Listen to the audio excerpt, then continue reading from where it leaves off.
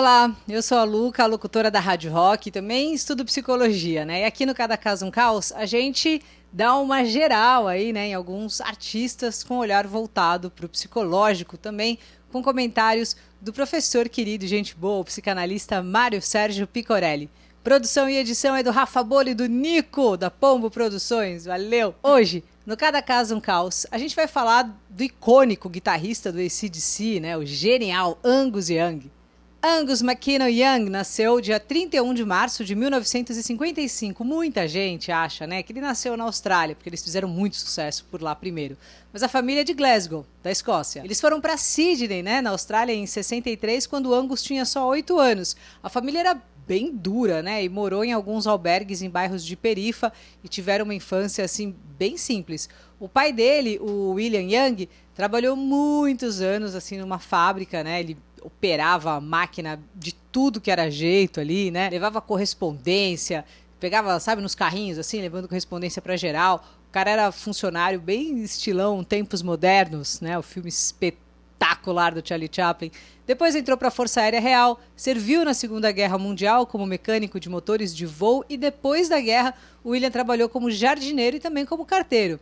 A mãe, a Margaret, era dona de casa e cuidou, assim, dos 8 filhos lindamente. O Angus era o Young, né, o mais novo de todos. Todos eles ali se davam super bem, eram bem amigos, né, influenciaram muito o Angus de alguma forma. A única irmã era a mais velha, que tem o mesmo nome da mãe, inclusive, Margaret. E foi ela, no meio daquele monte de cara, né, que formou mesmo ali o início da educação musical, né, do Angus e também do Malcolm, mostrando bandas geniais, assim, tipo Fats Domino, é muito legal.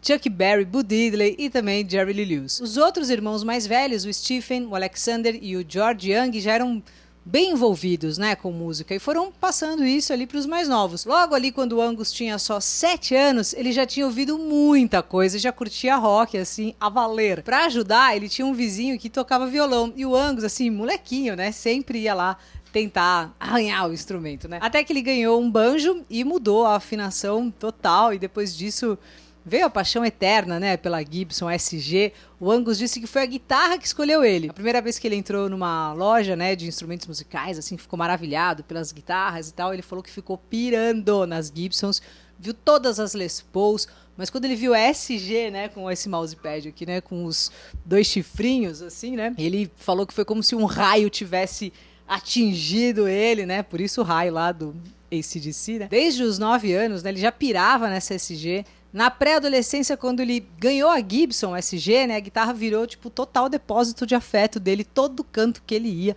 ele arrastava a guitarra com ele, tava lá a bichinha junto. Pro desespero dos pais, quando ele fez 15, decidiu, ó, mandar fuga de vez na escola para se dedicar total ao instrumento. E aí que entra a ironia do uniforme, né, dele. Antes do AC/DC, o Angus já tinha tocado em algumas outras bandas menores, né, bem menores, aliás. Mas quando ele tava trocando ideia ali com o Malcolm sobre o que vestir e tal, a irmã, a Margaret, né, falou: você chegava da escola e já ia tocar, nem tomava banho, não tirava o uniforme, ficava direto com esse uniforme até a noite, pendurado na sua guitarra. Por que você não sobe no palco com o uniforme da escola, hein, menino? Pronto. Naquela época lá a banda já existia, né? Já fazia alguns shows.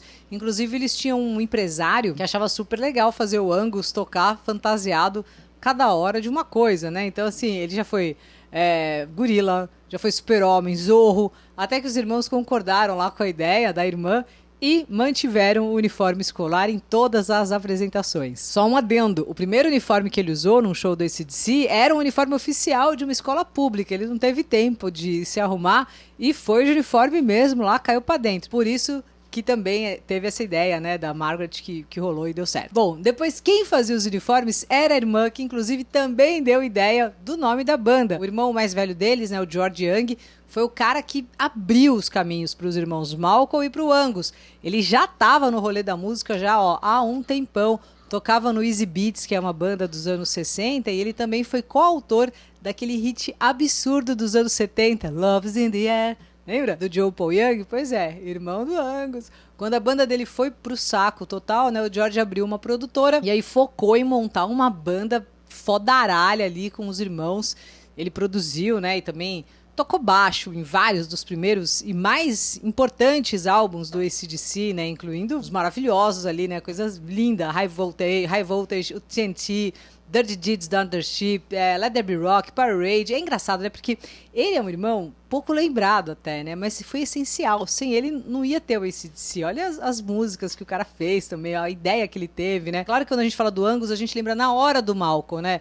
Foi ele que praticamente ensinou o Angus a tocar, né? O Malcolm era o cara do AC/DC, né? Parceirão do Angus, melhores amigos, mas o George tem uma importância fenomenal. Eles montaram a banda ali no final de 73, né? O Angus tinha 18 aninhos e eles precisavam de um nome. E aí quando eles olharam para a máquina de costura da irmã, né? A Margaret Young, aquela que faz os uniformes do Angus e tal, eles viram as iniciais AC/DC, que, né, é uma abreviação de Assis Chapolin depois Chaves.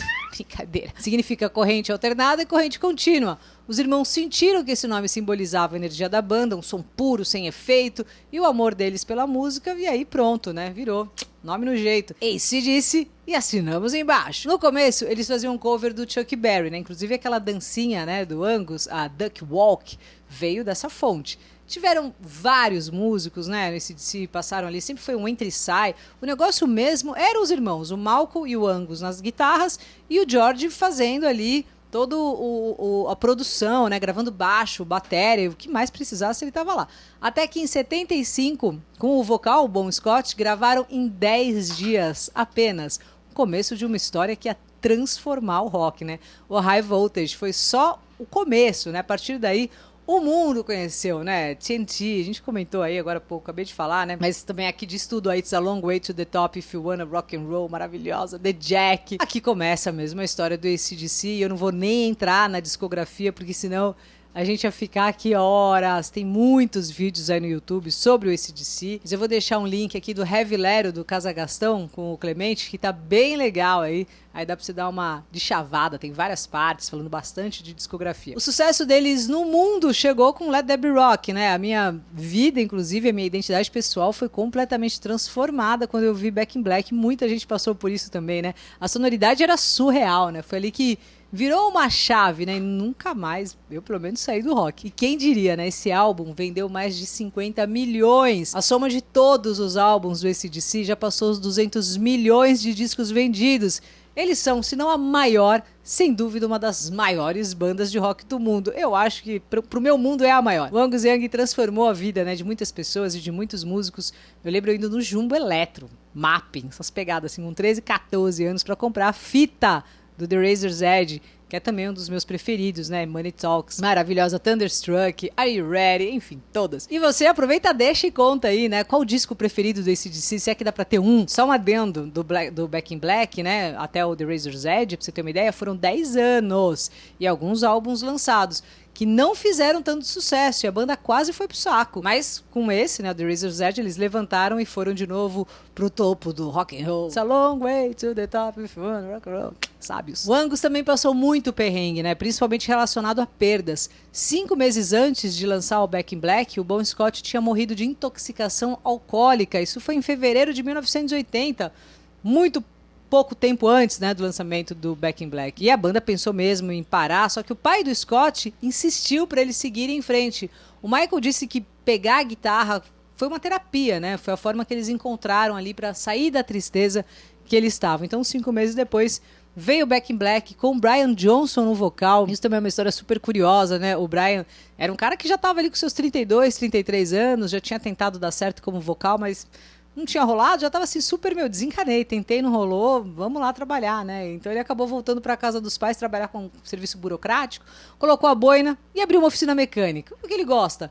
Enfim, daí ele foi chamado, gravou o álbum mais fodaralho da história, que é o Back in Black, né? Que esse nome, inclusive, veio para ser um tributo bem humorado, algo que, segundo eles, o Bon Scott teria achado legal. O Angus é um cara super na dele, né? Viciado em chazinho, não usa droga, chá camomila mesmo. É super família, sofreu muito quando os pais morreram, né? O pai dele morreu em 85, aos 74 anos, o Angus tinha 30, e a mãe morreu 3 anos depois. E tava lá ele, né? No meio da arrebentação total, né? Tomando uma atrás da outra. Um ano depois da morte da mãe, em 89, o Stephen Young, o irmão mais velho, morreu aos 56, super novo. Outro irmão, Alexander Young, também morreu. Isso foi em 97, aos 58 anos de câncer no pulmão, também super novo. Depois teve um respiro, até que em 2017 foi a vez do George Young, lembra? o que praticamente fundou o AC/DC, né? Ele morreu em outubro, aos 70 anos, e um mês depois, só um mês depois, o irmão mais próximo, né, aquele que tocou no AC/DC a vida toda com ele, o parceirão, melhor amigo dele, né? Pô, Malcolm Young morreu em decorrência de demência. Eu tenho uma dificuldade para falar que alguém tem demência, porque ainda me parece ofensivo, mas resumindo, a demência é uma série de condições de deficiência cognitiva e uma delas pode ser a doença de Alzheimer. O Michael morreu por causa da demência, né, que ele sofria há anos. O Angus disse que foi a perda mais doída, né, segundo ele, assim, a parte mais difícil não foi a morte, porque isso foi meio que um final ou um alívio. Ele disse que a parte mais difícil mesmo foi a negação que ele sentiu nessa história com o Malcolm, de ver o irmão meio que sumindo, né? Muito por causa da forma como ele conhecia, e aí de repente você vê que aquilo acabou. Se o Angus tivesse, né, sei lá, de repente entendido esse mecanismo antes, talvez tivesse sofrido menos. Mas, como ele mesmo disse, foi difícil de acreditar, porque até o final, quando ele estava com o irmão, o sorriso no rosto do Malcolm ali era um negócio imenso, e isso sempre trouxe muita alegria. Mesmo quando o Malcolm estava ali no downhill da doença, ele ainda ficava assim todo empolgado quando o Angus tocava a guitarra para ele.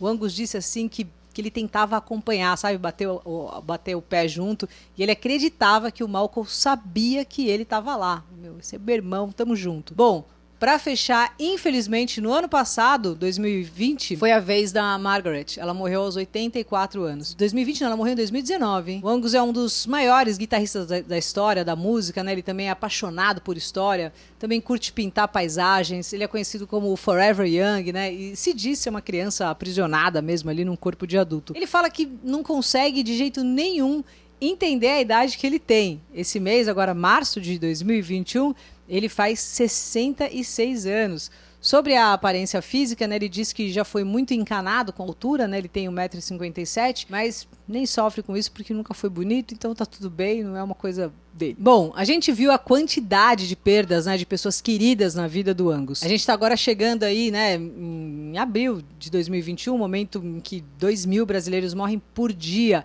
E claro que a gente sofre, né, quando a gente perde alguém querido, às vezes um conhecido, alguém que a gente só ouviu falar, mesmo sabendo que a morte faz parte da vida. Hoje eu não vou nem fazer nenhuma pergunta específica, eu vou dar o tema. Vamos chamar então o nosso querido psicólogo, psicanalista, mestre em psicologia clínica e professor Mário Sérgio Picorelli, para ele comentar livremente o que quiser sobre esse assunto. Fala aí, Mário!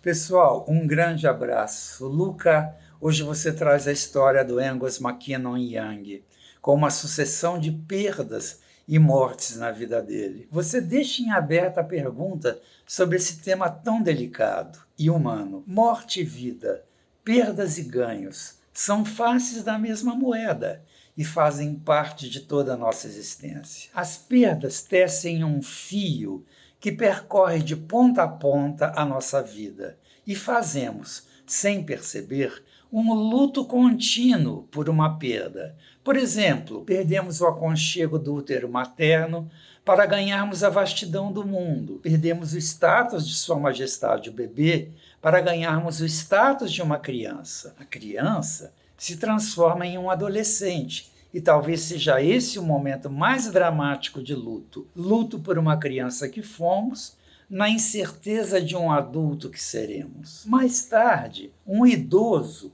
habitará o corpo do adulto e, no final, o idoso perderá a batalha com a morte.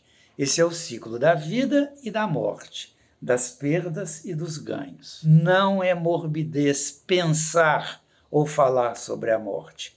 Ao contrário, falar e pensar sobre a morte pode ser extremamente terapêutico para salvar a sua vida. Vou contar para vocês a história de Ebenezer Scrooge e o quanto a visão da sua morte transformou a sua vida. Walt Disney se inspirou nesse personagem para criar o Tio Patinhas. Ebenezer Scrooge é um personagem do livro Canções de Natal de Charles Dickens. Ebenezer era um velho rico, isolado, avarento, mesquinho e um cão raivoso no trato com seus empregados. No entanto, no final dessa história, algo espantoso aconteceu com Ebenezer e que mudou completamente sua vida. O que aconteceu com Ebenezer Scrooge para se transformar em um ser totalmente diferente? De maneira bem resumida, foi o seguinte: em uma noite de Natal, Ebenezer foi visitado por 3 fantasmas do Natal, e um deles, o fantasma do Natal futuro, lhe mostrou como seria o dia da sua morte. Ebenezer vê então o seu cadáver jogado sobre uma cama, vê desconhecidos perambulando pelo ambiente, penhorando seus bens e pouco se importando com ele. Por fim, o fantasma do futuro o leva ao cemitério e Scrooge, ao tocar a sua lápide, é tomado de um tal choque existencial que, ao acordar no dia seguinte, se transforma em um ser completamente diferente. O avarento vira generoso, o isolado vira um ser sociável e a falta de educação dá lugar à compaixão humana. E esse foi o milagre de Natal de Ebenezer Scrooge. Milagre porque ele foi submetido a uma verdadeira terapia de choque com a visão da sua morte. Ver sua morte lhe salvou a vida e pode salvar a vida de muita gente que se acha com o rei na barriga. Um beijo a todos. Mário, como sempre, cirúrgico aí nos comentários. Temos a morte, temos a vida também, né? Tem muita coisa aí acontecendo, né, Nuno? Tomara que você tenha uma vida muito legal. Você aí que tá ouvindo a gente, que tá assistindo a gente, curtiu? Então se inscreve no canal, comenta, curte, compartilha e vamos, aumentando a nossa comunidade aqui. Bora aí ampliar nossos conhecimentos com os comentários do Mário querido e a produção do Nico e do Rafa Bolo. Me segue no Insta, hein? Luca89FM. Valeu demais, quinta-feira tamo junto aí de novo com mais um vídeo inédito. Valeu!